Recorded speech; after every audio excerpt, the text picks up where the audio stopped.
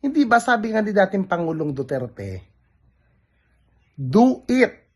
Kailan ba darating ang warrant of arrest para sa akin? Hindi ko alam kung saan ba ito kumukuha ng kapal ng muka. Itong mga Duterte supporter na para bang sinasabi nila kinidnap, hinaras si dating Pangulong Duterte. First of all, sino ba ang nagsabi? Sino ba ang nagsasalita? Hindi ba sabi nga ni dating Pangulong Duterte, do it. Kailan ba darating ang warrant of arrest para sa akin? Kailan ba ako aarestuhin? Di ba yun ang sinabi ni dating Pangulong Duterte? Ang linaw-linaw ng kanyang mga litanya, Tagalog na Tagalog, hindi ko mawari kung mga tanga, itong mga nag-iingay na pinagpipilitan na kinidnap daw si dating Pangulong Duterte. Kung kinidnap yan, bakit padadala pa sa Netherlands yan? Bakit palilipad din pa? Bakit gagastusan pa ng gobyerno para lamang maipadala doon? Ang pagkakaintindi ko sa kidnap, may ransom. Wala namang ransom. At ang linaw. Kaya may kaso nga yan dahil nga sa human crimes, sa pagpapagpatay sa mga tao na inosente, sa mga tao na biktima.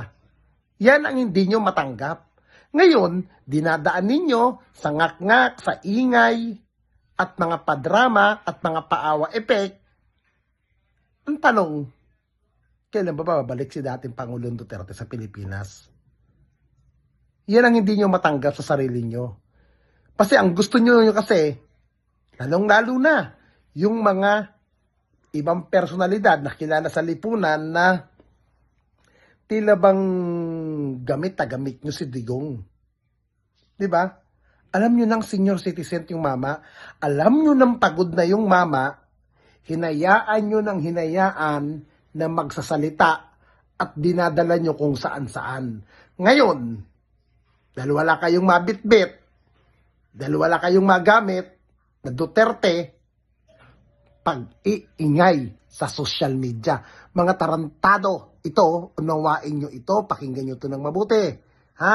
Tagalog na Tagalog, si dating Pangulong Duterte mismo ang gusto nang magpa-aresto. Siya mismo na ang nagtatanong kung kailan ba siya huhulihin.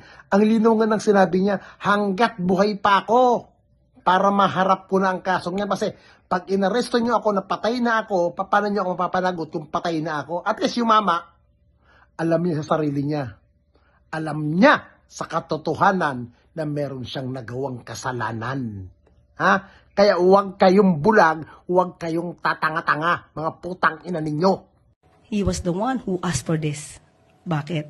Sinabi niya sa Quadcom hearing, handa siya harapin ang ICC. Pinamamadali nga niya yung ICC. Di ba sabi niya, hurry up. At ang sinabi pa niya, tomorrow, bukas na bukas din, kung gusto niyo mag-imbestiga. And if you will put me in prison, I will rather rot in jail. So, kaya po yung mga kababayan natin, dapat mag-relax dahil hiling po ito mismo ng dating Pangulong Duterte. I'm asking the ICC to hurry up. And if possible, they can come here and start the investigation tomorrow. This issue has been left hanging for so many years.